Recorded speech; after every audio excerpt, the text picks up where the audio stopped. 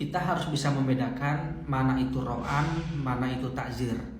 Kalau ro'an itu adalah bentuk bantuan santri kepada pesantrennya untuk bebersih, ya, membersihkan lingkungan pesantren ataupun ikut membantu membangun pondok pesantren. Dan di beberapa pesantren ro'an ini adalah hal yang biasa, hal yang lumrah, dan itu memang masuk akal karena santri itu di pesantren itu 24 jam.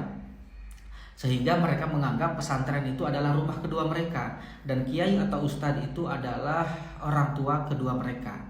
Nah, sedangkan takzir itu adalah bentuk pendidikan karakter agar seorang santri tidak melakukan kesalahan yang sama, sehingga ada perbedaan antara ro'an dan juga takzir.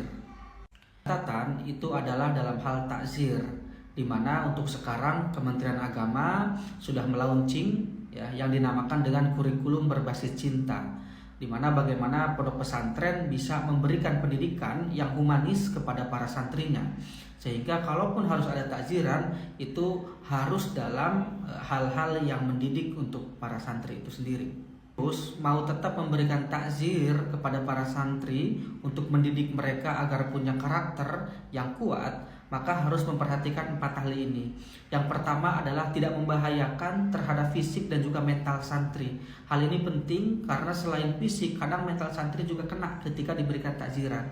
Maka berikanlah takziran yang tidak sampai membahayakan akan fisik dan juga mental para santri.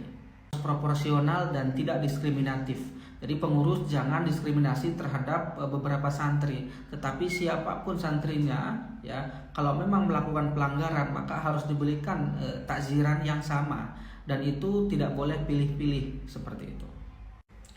Yang ketiga, takziran itu adalah harus yang bersifat mendidik. Bagaimana dengan takziran ini santri itu bisa lebih pintar lagi. Misal bisa memberikan takziran dengan suruh membaca Al-Quran, ataupun suruh membaca kitab kuning, ataupun menghafal nadom-nadom yang ada di pesantren.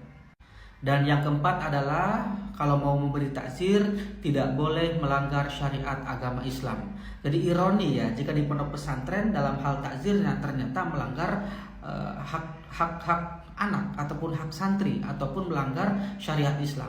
Apalagi sekarang sudah ada undang-undang perlindungan anak, sehingga orang tua pun bisa melaporkan ketika memang anaknya ada kasus kekerasan gitu, ya, di pondok pesantren. Maka hal ini bisa menjadi evaluasi untuk pondok pesantren bagaimana dalam memberikan takziran, ya, terhadap santri harus lebih humanis lagi dan harus dengan hal-hal yang mendidik.